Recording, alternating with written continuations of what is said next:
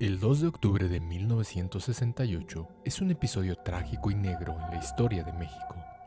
En la ahora infame Plaza de las Tres Culturas, un mitin estudiantil se convirtió en uno de los ejemplos de autoritarismo y abuso de poder militar y del Estado que más hirió a nuestra sociedad.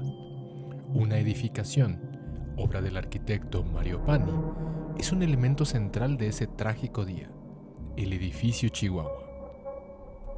Mis abuelos y mi padre vivían en el edificio Chihuahua cuando el infame Batallón Olimpia fue usado como grupo de choque para atacar y masacrar estudiantes en Tlatelolco. El episodio en sí mismo funciona perfectamente como una historia de verdadero terror.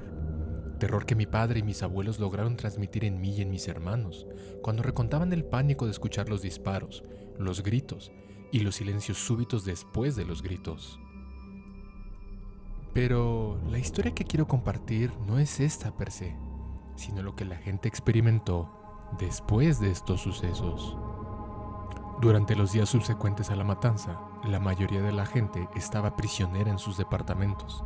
No se atrevían a salir y había un miedo generalizado de que existía una vigilancia minuciosa para buscar manifestantes y periodistas escondidos en los hogares de las personas. El miedo era justificado, pues en efecto, había personas escondidas y había una vigilancia y cacería activa.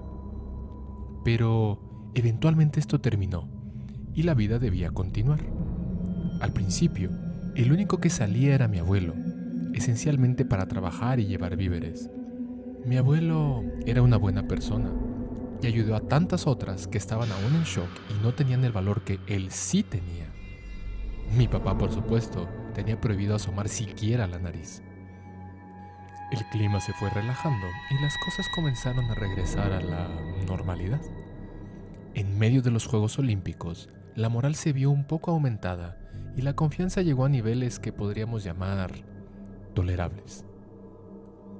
Es en este punto en el que mi papá cuenta que él y otros niños salían en grupo a explorar el edificio y también los alrededores, en contra de las instrucciones de sus padres. Intercambiaban historias de lo que habían visto y de lo que escuchaban. Mi papá en particular tenía la orden explícita por parte de mi abuela de que si veían a algún estudiante o manifestante, se alejaran de ahí rápidamente y regresara directo al departamento.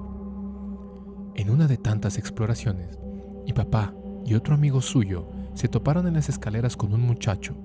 Este estaba sentado en un escalón, miraba hacia el piso con una expresión triste. Los niños, asustados, corrieron en dirección opuesta por unos metros, pero la curiosidad les ganó y sigilosamente volvieron a asomarse a la escalera, solo para notar que no había nadie. Este tipo de experiencias volvieron a ser vividas por otros inquilinos, no solo niños, sino también adultos. Parecía como si en los pasillos, en las escaleras y en las terrazas deambularan los espíritus de algunas de las víctimas. La voz empezó a correrse y también se empezó a generar un pánico colectivo.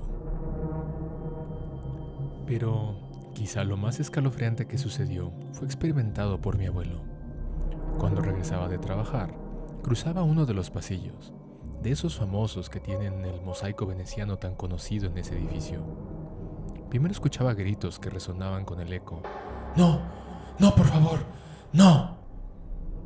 Desconcertado y asustado, avanzó rápidamente, solo para sentir que lo tomaban de una mano y lo ponían contra el muro mientras le susurraban al oído.